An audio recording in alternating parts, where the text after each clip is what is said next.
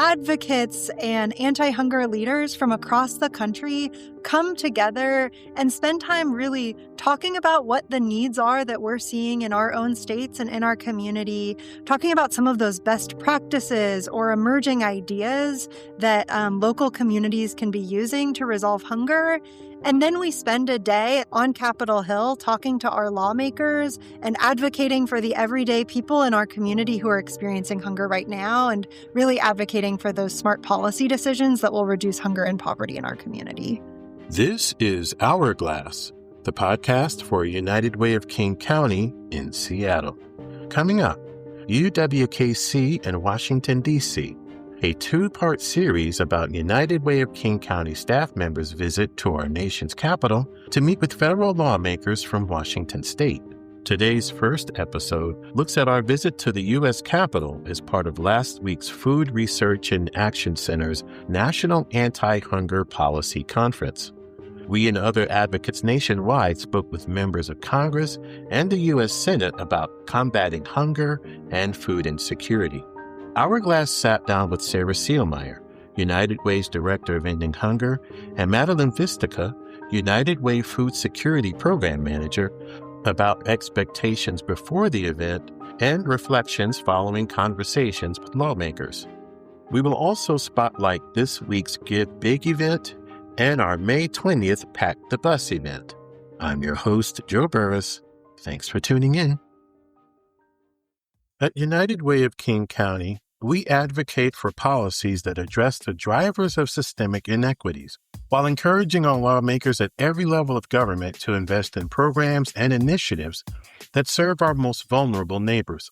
We have spent previous podcasts focusing on the work of city, county, and state governments' efforts to tackle issues such as food and housing insecurity. And we've conveyed how state, county, and city governments have struggled providing programs and services amid federal funding cuts and their own budget shortfalls.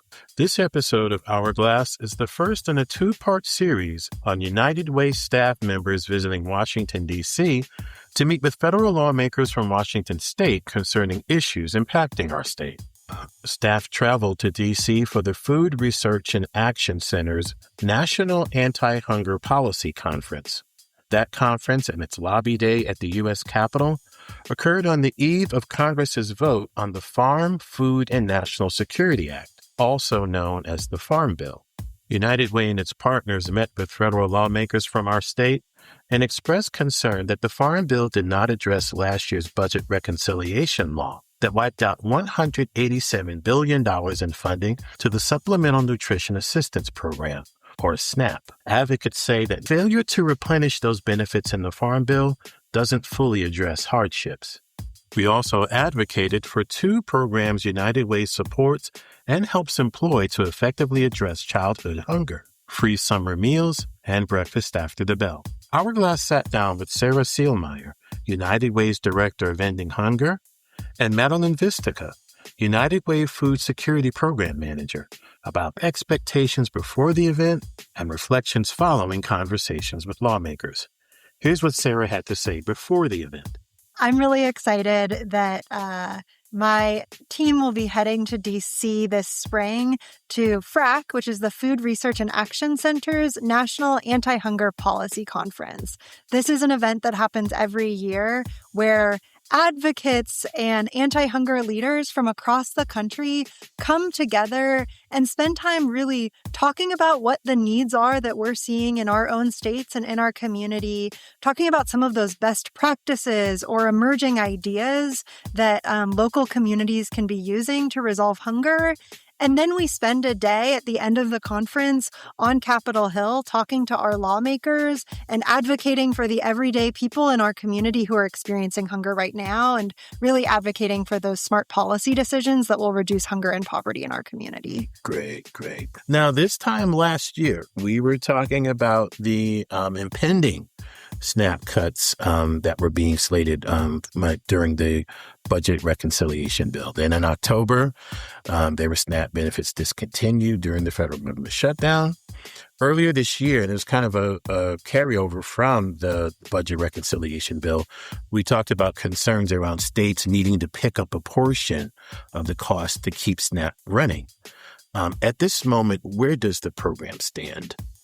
Yeah, it has been a year, particularly for SNAP, but really for most food security programs that families in our community rely on. So even before the government cut millions of dollars out of SNAP, they had cut millions of dollars out of the emergency food system, so the money that food banks rely on to purchase food.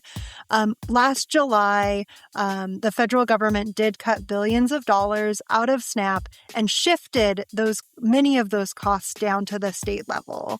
We're fortunate that Washington State has been able to absorb those costs to date into our state budget, but that forced our legislators during this state legislative session to make really tough decisions, right? Our state budget isn't an infinite well of money. That money has to come from somewhere.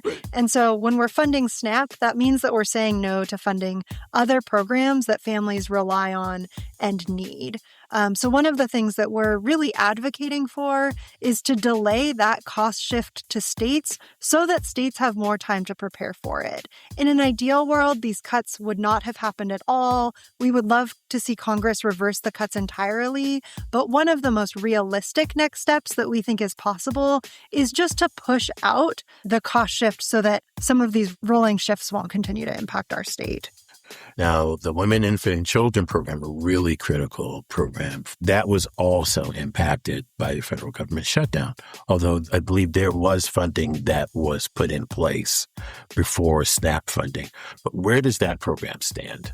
Yeah, WIC, or the Women, Infants, and Children program, is a really unique program because unlike SNAP or school meals, which are entitlement programs, which means that anybody who qualifies for the program, their income is below a certain level, gets that resource. The federal government has to provide that resource to that family. They're entitled to it. Okay. WIC is different because it's based on just the money that the government appropriates or allocates towards WIC every year. And one of our concerns is that if the government doesn't fully fund WIC, that means that there will be families who are eligible for the program, but states won't actually have enough money to fully provide benefits to every family that needs them. And so one of our big advocacy pushes right now is just making sure that WIC continues to be fully funded and that the program can continue to support all of the families in Washington who deserve to access this food. And now we just got through our legislative session. And of course, the city and county are always ongoing. Are there any policy changes, any policy decisions at all levels, state, local, county, dealing with hunger and food insecurity that our listeners should be aware of? Any policies currently being discussed that they should pay attention to? Yeah, I think we're really fortunate to live in a state and in a community that cares about hunger and invests in reducing food insecurity across our state and here in King County. Some of the things I'm really excited about, the state legislature has maintained strong investments in the emergency food system, so in local food banks. We know that food banks are often sort of the last resort for families. We want all of these other programs like SNAP and school meals and WIC to be that first line of defense, but we also know that many families in our community do need access to that emergency food, and we want to make sure that safety net is strong. I'm also really excited about the conversations that have been happening around free school meals. Washington has made enormous strides towards providing free school meals to more and more students across our state every year. More than 70% of kids in our state now have access to a free school meal every day at school. And we have an opportunity as a state to get to 100% every student having that access. Right. And I really appreciate that our state legislature has continued to prioritize this, is having real conversations and exciting conversations about how we fund this legislation. And I'm excited to see this move forward in the coming year. Great. Now, speaking of meals for our kiddos, Talk about the ways that United Way has stepped up in this moment and in the past, and our upcoming free summer meals program. Yeah, I am always so proud to work at United Way because I think we address hunger in such a holistic way. So whether families need access to deliveries of groceries right on their doorstep, United Way provides that to more than 5,000 families in our community. Similarly, we really work to make sure that kids in our community have access to 3 meals a day every day. One of the ways we do that is through our Free Summer Meals campaign. We know that more than 100,000 kids in King County access free meals every day during the school year. And while summer is a really exciting time for kids, for low-income kids, it also means that access to meals ends. And so it can also be the hungriest time of year for too many families in our community.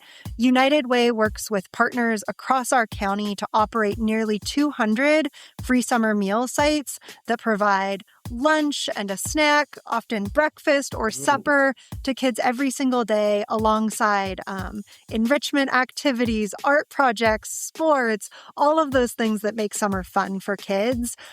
Folks can find out more about free summer meals by visiting freesummermeals.org and can find a site nearest to them or can help spread the word in their community. After sitting down with lawmakers, Sara and Madeleine offered reflections on the meetings. We're meeting with most of Washington's congressional delegation, and we're really advocating for 2 things. One is reversing the SNAP cuts that were passed last July, and then the second is making sure that WIC is fully funded. You know, oftentimes these are really supportive conversations. We're able to thank our congressional representatives for already standing up for hungry families in DC. And so it's been really amazing to be here with community partners and just be able to share the stories of what's happening on the ground and really bring some of those stories here to the other Washington. Right.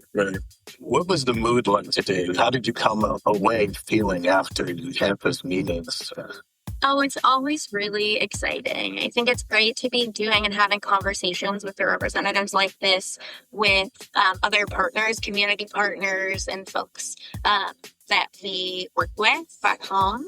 It's definitely very energizing, and it's just to tell everybody just really feels like it's a great opportunity to bring those stories about what's happening on the ground and share that here in Washington, D.C. The day after United Way staff and its partners spoke to lawmakers, the Farm Bill passed in Congress by a vote of 224 to 200. The Food Research and Action Center subsequently issued a statement condemning the passage of what it described as a flawed bill. But as Sara stated after meeting with lawmakers, the work of advocacy at all levels of government is a year-round effort. You know, advocacy is a marathon. It's not a sprint. And so, well, it's been great to be here in DC today.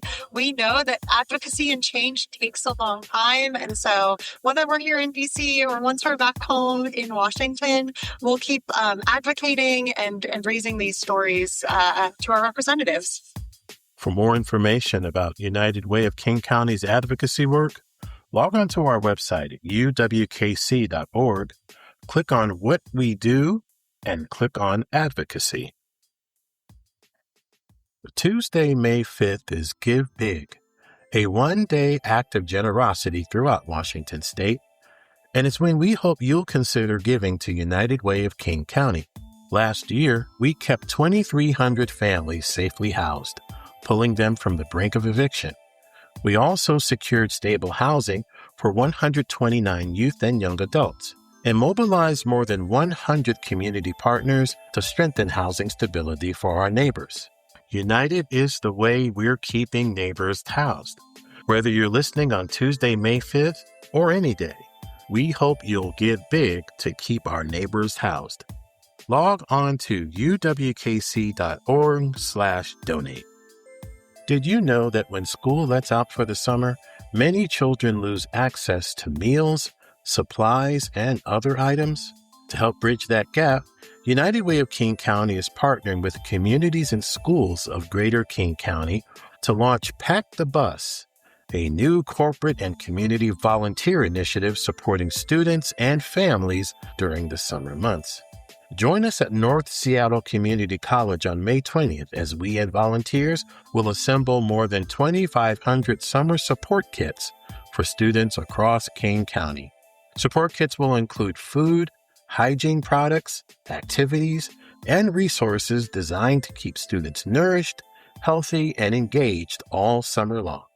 For more information, log on to uwkc.org/events. At United Way of King County, we are working side by side with communities to build an equitable future for everyone. Hourglass United Way is a podcast that highlights how we and our partners spend time making a difference in our communities. Our work is made possible by generous donations from people like you. Please send all comments and suggestions about our podcast to hourglass@uwkc.org. Be sure to follow us on Instagram, Facebook, and LinkedIn via @UnitedWayKC. And to learn more about our work or to support United Way, log on to uwkc.org. I'm your host, Joe Burris. Thanks for listening. Until next time.